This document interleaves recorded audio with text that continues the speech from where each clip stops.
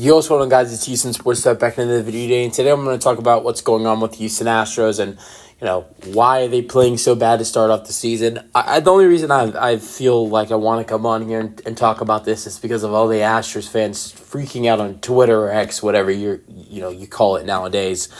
I mean, I was just completely... I don't even want to use the app anymore, seeing all the Astros fans freaking out or other fan bases hating on the Astros. Look, I'm going to say this, and... some people may not like it, but they're going to like the ending. The Astros do not beat the Yankees in the regular season. They got swept by them in Houston last year. I think they split the series in New York last year.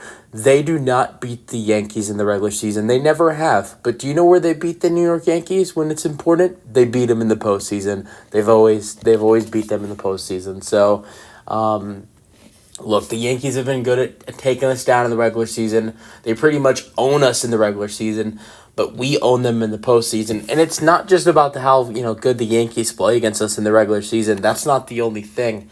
Look, the Astros right now, they never start off good to the season. They always get off to slow starts.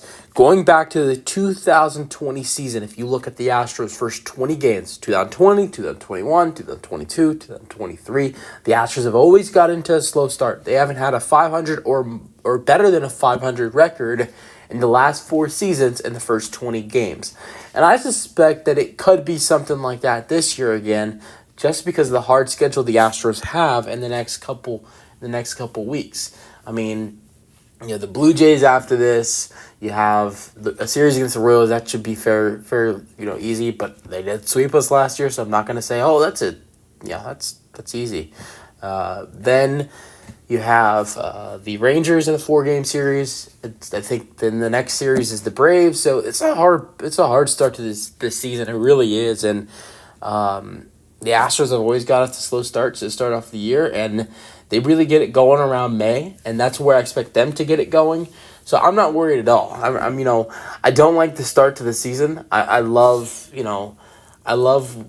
opening day and watching the team get some wins. I mean, I remember last year we went 2-2. I love seeing opening day wins, opening week wins, but maybe the Astros can win this last game today and they can get one win against the Yankees, but I'm not worried at all. The bullpen, I think that would really be the only thing that can even remotely concern me. Like, the bullpen's the only thing that concerns me. I love that we have guys like Josh Hader and Ryan Presley, who's actually struggled, and also Brian Abreu, who got the loss yesterday against New York, but that was his first outing, so he'll get it. He'll get it together. We've had a couple other pitchers who've played well to start the season. Seth Martinez.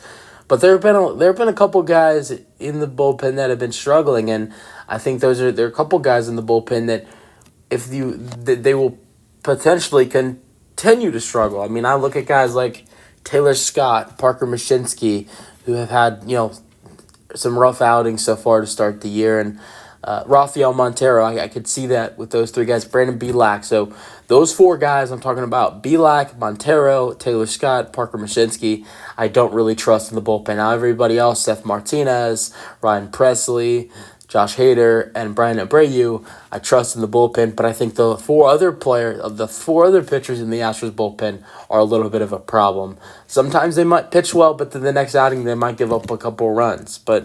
So I think the bullpen, the bottom of the bullpen might be a little bit of a problem, but outside of that, the offense struggling and not being able to win at home right now, maybe you could say is a problem, but it's early in the season. I mean, we've seen teams get off to, not just the Astros, we've seen other teams get off to slow starts and rally back together. I think the Phillies, what did they start off like 1-4 or 1-5 last year, something like that, and they won like 90+ games. So, I mean, it's a 162-game season. It's not a 62-game season. You're gonna, you started off, 0-3. It's not the end of the world. It's not NFL. It's not the NFL where if you start off 0-3, you don't have great chances at all to make the postseason. This is baseball. This is the MLB. This is the MLB. This is a 162-game season, and there are so many games left. I'm just going to say this. There are going to be so many more losses. There are going to be so many more wins. I hope more wins than there will be losses. I think we can all pretty much guarantee there will be more wins than there will be losses. But it's gonna take some time. There's new guys on the roster. There are new guys, all over the place in the bullpen. I know he's been on the team, but Ronald Blanco, first time he's a starter in his career. And so, first full year as a starter for JP France as well. So, this team's going to have to, find their place.